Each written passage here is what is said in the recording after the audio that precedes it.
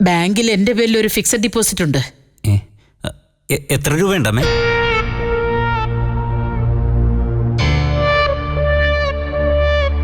തുകയൊക്കെ പിന്നെ പറയാം. അതിന്റെ അവകാശവും ഇപ്പൊ ആർക്കും എഴുതി തരാൻ ഉദ്ദേശിക്കുന്നില്ല. സമയാവുമ്പോ തീരുമാനിക്കാം.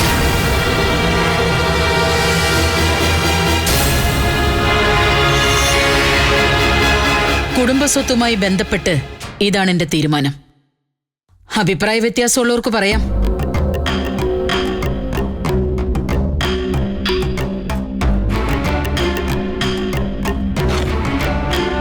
എനിക്ക് ഇനി മുറിയിലേക്ക് പോവാലോ. നിനക്കൊന്നും പറയാനില്ലേ? എന്തു പറയാൻ? അമ്മയുടെ അഭിപ്രായം അതേപടി അംഗീകരിക്കാൻ എനിക്ക് ബുദ്ധിമുട്ടുണ്ട്.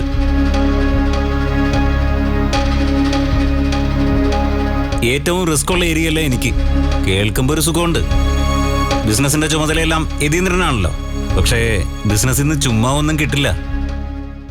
എന്നും കഷ്ടപ്പെട്ടുകൊണ്ടേയിരിക്കണം. അതേസമയം ഉദയേട്ടന് പറഞ്ഞിരിക്കുന്നത് ഷോപ്പിംഗ് കോംപ്ലക്സ്. പ്രത്യേകിച്ച് ഇനി മുതൽ മുടക്കാനൊന്നുമില്ല അതിന്. മാസം വാടകയായി ലക്ഷങ്ങൾ കിട്ടിക്കൊണ്ടിരിക്കും. ചെന്ന് വാടക പിരിക്ക് പോലും വേണ്ട. ബാങ്ക് അക്കൗണ്ടിൽ തുക എത്തും. അതുപോലെ ഭൂസ്വത്ത്. കുറെ പറമ്പെന്ന് പറഞ്ഞപ്പോ അതങ്ങോട്ട് കഴിഞ്ഞു. എത്ര ഏക്കറുണ്ടെന്ന്, വിലയിട്ടാൽ എത്ര കോടിയുടെ ആസ്തിയാണെന്നൊക്കെ എനിക്ക് ഊഹിക്കാം. എന്നാ ഞാൻ പറഞ്ഞത് പരസ്പരം വെച്ചു മാറാം. ബിസിനസ് മുഴുവൻ ഉദയന് കൊടുക്കാം. അവന് വേണ്ടി പറഞ്ഞത് നിനക്കും. എന്താ, സമ്മതമാണോ? എന്തെങ്കിലും ഒന്ന് പറയൂ ഉദയ. അമ്മ എന്ത് തീരുമാനം പറയുന്നോ എനിക്കത് സമ്മതം. ഇനിയിപ്പോ ഒന്നും കിട്ടിയില്ലെങ്കിലും പരാതിയില്ല. നിന്നോട് ചോദിച്ച് എന്നെ വേണം പറയാൻ. നന്ദനയുടെ അഭിപ്രായം എന്താ?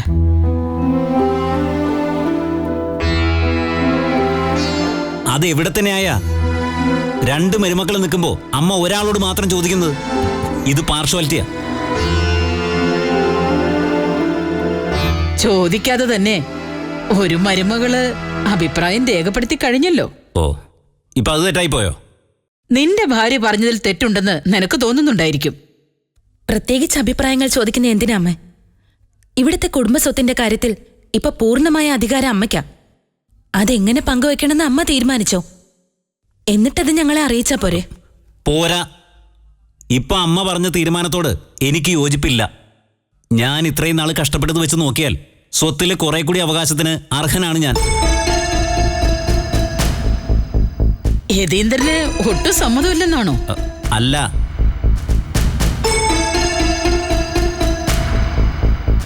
എന്നാലേ തൽക്കാലം ഭാഗം വെപ്പില്ല.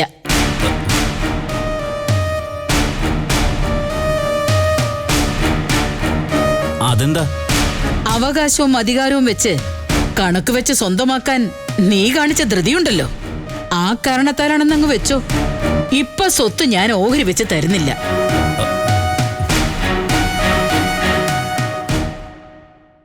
നന്ദനയുമായി സഹകരിക്കുന്ന കാര്യം മുമ്പ് പറഞ്ഞപ്പോഴാണല്ലോ ഈ വിഷയം വന്നത്. യതിക്ക് സഹകരിക്കാമെങ്കിൽ ബിസിനസിന്റെ കൂടെ നിൽക്ക്, അല്ലെങ്കിൽ മാറി നിൽക്ക്.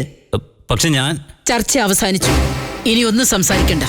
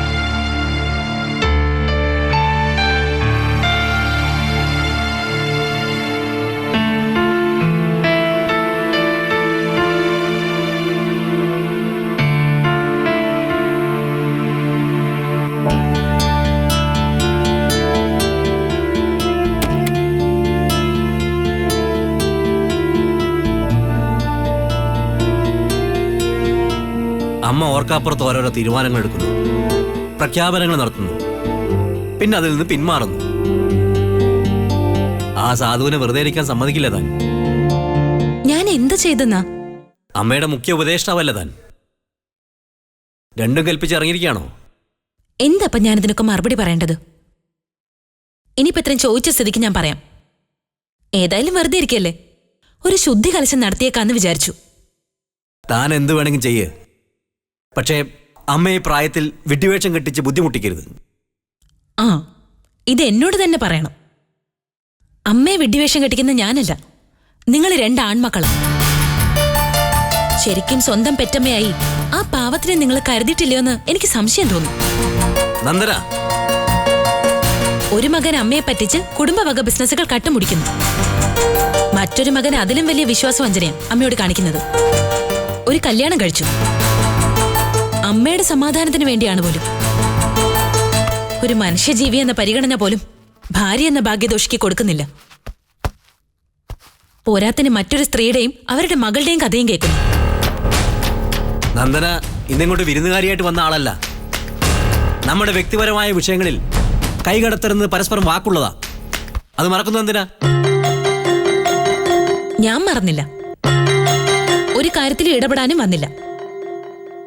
വെപ്പാട്ടി മോളും ഉണ്ടെന്ന് കേട്ടിട്ട് ഞാൻ ബഹളം ഉണ്ടാക്കിയോ? താലി പൊട്ടിച്ചെറിഞ്ഞിട്ട് വീട് വിട്ടുപോയോ? അതെന്റെ മാന്യതയാണെന്ന് വിചാരിക്കാത്ത എന്ത്? മാന്യത, തനിക്ക് ആ വാക്ക് പറഞ്ഞപ്പോ ചിരി വരേണ്ടതാ. ശരിയാണ്, ആത്മനിന്ദയുടേതായ ചിരിയാണ് വരേണ്ടതെന്നേ ഉള്ളൂ. അധികം സംസാരിച്ച് മുന്നോട്ട് പോണ്ടതാൻ.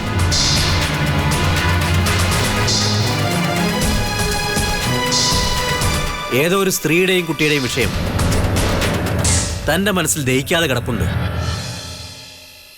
അതിന്റെ പേരില്ല ഇൻഡയറക്റ്റായ ഈ വിഴുപ്പലക്കൽ. അലക്കാൻ വിഴുപ്പുണ്ടായതുകൊണ്ടല്ലേ? ഞാൻ അറിഞ്ഞൊരു കേസുകെട്ടിന്റെ നാറ്റത്തോളം വരില്ല അത്. തന്റെ നിലവാരത്തോളം താഴാൻ ബുദ്ധിമുട്ടുണ്ട്. എന്നാലും പറയാതിരുന്ന ഞാൻ ഫൂളാവും. കല്യാണത്തലേന്ന് കാമുകന്റെ കൂടെ ഒളിച്ചോടിപ്പോയൊരു ചരിത്രമുണ്ട്. ദോഷം പറയരുതല്ലോ. ഹോട്ടൽ റൂമിൽ ഒരു രാത്രി മുഴുവൻ സ്റ്റേ ചെയ്തായി രേഖയില്ല. എന്നാലും കുറച്ച് മണിക്കൂറുകൾ കിട്ടിക്കാണും.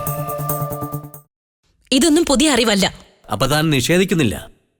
ആരോപണങ്ങൾ ഉണ്ടാവുമ്പോ നിഷേധിക്കാൻ നിൽക്കാതെ ആളാവുന്നത് ഒരാൾക്ക് മാത്രമേ പാടുള്ളൂന്നുണ്ടോ? ശരി, എന്നെ ചോദ്യം ചെയ്യാനായി തനിക്ക് ചെയ്യാവുന്ന എന്താന്ന് ചെയ്തോളൂ.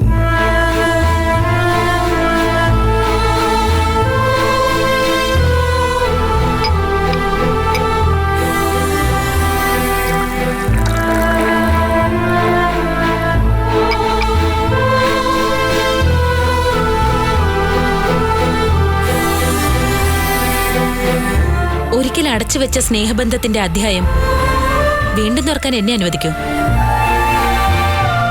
ആയിക്കോളൂ. അപ്പോ സ്നേഹം പങ്കുവെക്കുന്ന ആളുടെ കൂടെ യാത്ര ചെയ്യാനും പെർമിഷൻ ഉണ്ടാവൂ? Why not? ഒറ്റ നിബന്ധന മാത്രമേ വെക്കുന്നുള്ളൂ.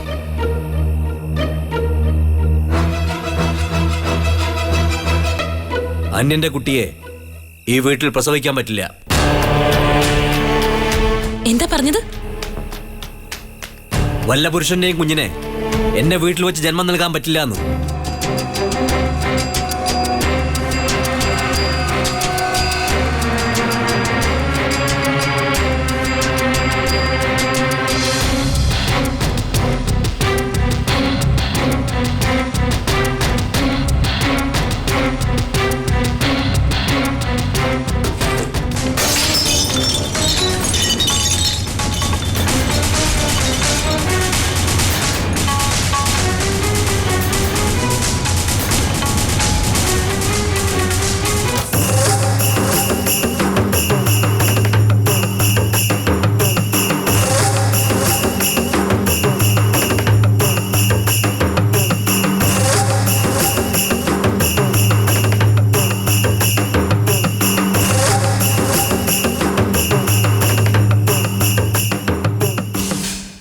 ഗ്ലാസ് കയ്യിന്ന് വീണ് പൊട്ടിപ്പോയി.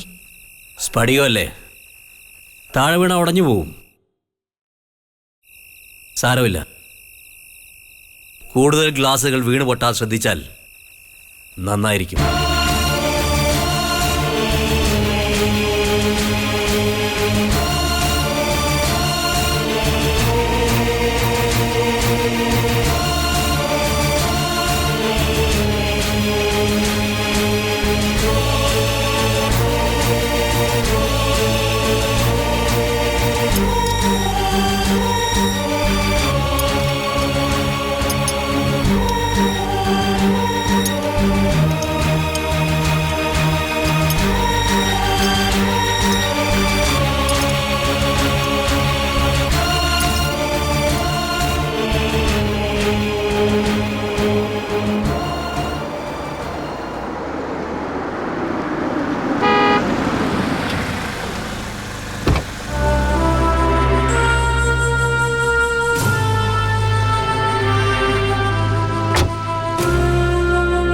അമ്മായി, അമ്മായി, നാരായണ നാരായണ നാരായണ. എന്താ പ്രതാപ നാരായണൊക്കെ ജപിച്ചോണ്ട് വരുന്നേ? വരുന്ന വഴിക്ക് ഒരു പാലം പണി നടക്കണത് കണ്ടു അമ്മായി. അത് കടക്കുവോളം നാരായണ നാരായണ എന്ന് ജപിച്ചുകൊണ്ടിരുന്നു. പിന്നെ കൂരായണ എന്ന് ജപിക്കാൻ അങ്ങോട്ട് മറന്നുപോയി. പ്രതാപൻ എന്തോ അർത്ഥം വെച്ച് സംസാരിക്കുന്ന പോലെ തോന്നുന്നല്ലോ. ഒരു പഴഞ്ചൊല്ലോർത്തപ്പ ഒന്ന് കണക്ട് ചെയ്തു എന്ന് മാത്രമേ ഉള്ളൂ. ആ പിന്നെ എന്തൊക്കെയുണ്ട് വസുന്ധരമായി കുന്നത്തൂര വിശേഷങ്ങൾ? വിശേഷമുണ്ട്. പ്രതാപനോടൊന്നും മറച്ചു വെക്കേണ്ട കാര്യമില്ലല്ലോ. എന്നാലെല്ലാം പറയുകയും വേണം. ഈ കുടുംബത്തിലെ ഏറ്റവും അടുത്ത ബന്ധുവല്ലേ പ്രതാപൻ? ആണല്ലോ. യതീന്ദ്രനോ കാർത്തികയോ വല്ല സൂചനയും തന്നോ? ഇല്ല. എന്താ സംഭവം? കുടുംബസ്വത്ത് ഓഹരി വെക്കുന്ന കാര്യവും എന്നായാലും വേണ്ടതല്ലേ. എന്നാ പിന്നെ ഇനി എന്തിനാ കാത്തു വെച്ചോണ്ടിരിക്കുന്നത്? രണ്ടുപേരല്ലേ ഉള്ളൂ. അവർക്കുള്ളത് പങ്കുവെച്ചു കൊടുത്തു കഴിഞ്ഞാ എന്റെ ഭാരവും കൊഴിയുമല്ലോ. പിന്നെ ഇവിടെ നിൽക്കുവോ, ഗുരുവായൂരെങ്ങാനും പോയി ഭജന ഇരിക്കുവോ? ഇനി അതല്ല, കാശിയും രാമേശ്വരവും ഒക്കെ ഒന്ന് ചുറ്റിക്കറങ്ങി വരികയും ചെയ്യാം. അമ്മായിയോ, അതൊന്നും ശരിയാവില്ല. പരമാവധി ഗുരുവായൂർ വരെ വേണമെങ്കിൽ ഒന്ന് പൊയ്ക്കോ. അവിടെ ചെന്ന് കണ്ണനെ തൊഴുത് നേരെ ഇങ്ങോട്ട് തിരിച്ചു പോരുകയും വേണം. അതെ, അമ്മായി ഇല്ലാത്ത കുന്നത്തൂർ കോവിലകമാണോ? വിദ്യയുടെ അമ്മ ബ്രഹ്മസ്ഥാനം നോക്കി ഒരു കെടുപ്പ് കിടക്കാൻ തുടങ്ങിയിട്ട് മാസങ്ങളായി. പക്ഷേ ഉദയന്നൂർ കോവിലകത്ത് അതിന്റെ ക്ഷീണം അറിയാനില്ല. അതുപോലല്ല വസുന്ധര അമ്മായിയുടെ കാര്യം. അമ്മായിന് ഒരു ദിവസം ഇവിടെ കണ്ടില്ല എന്നുണ്ടെങ്കിലേ കുന്നത്തൂര് ദീപം പൊലിഞ്ഞു പോയതിന് സമായിരിക്കും. സംശയം ഉണ്ടെങ്കിലേ അമ്മായി പനി വന്ന് 2 ദിവസം ഹോസ്പിറ്റലിൽ ഒന്ന് അഡ്മിറ്റ് ആയി നോക്ക്.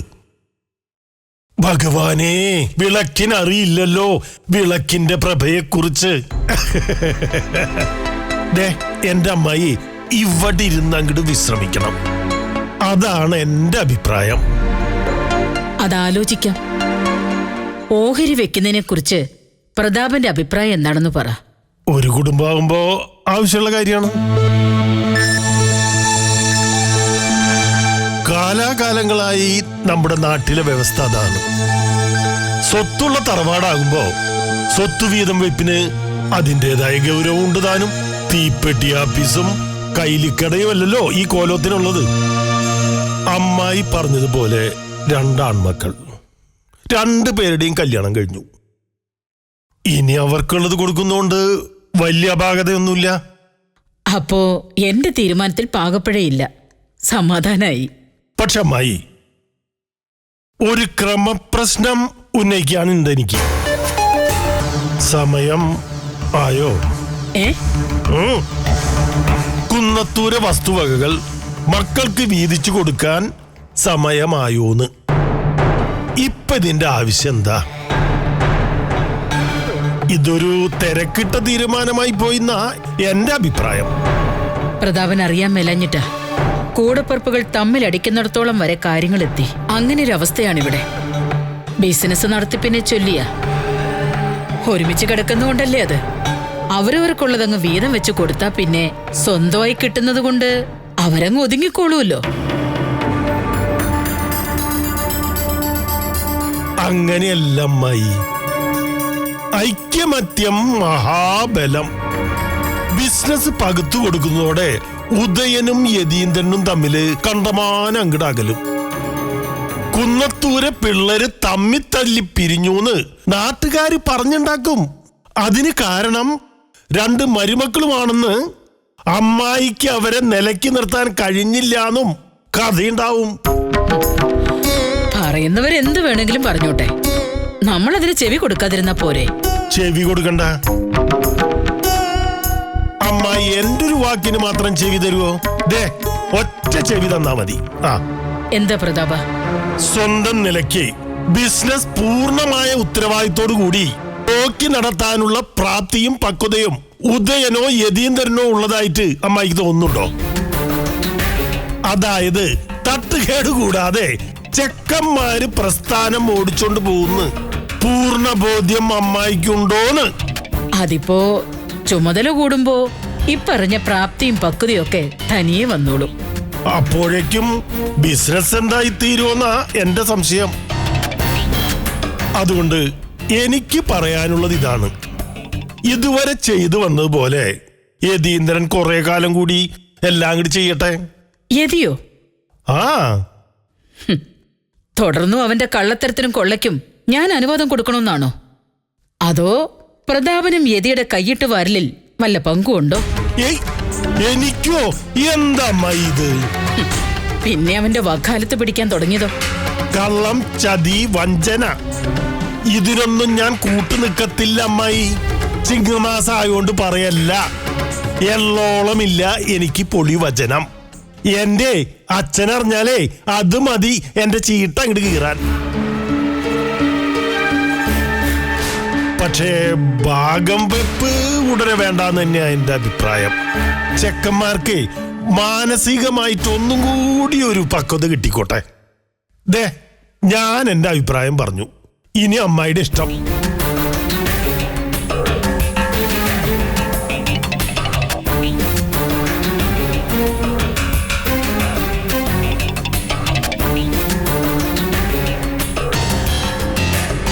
അമ്മായി പാല് കൂട്ടി കടുപ്പത്തിലൊരു ചായ എടുത്തേ. ചെല്ലമ്മായി. ചെല്ലേ.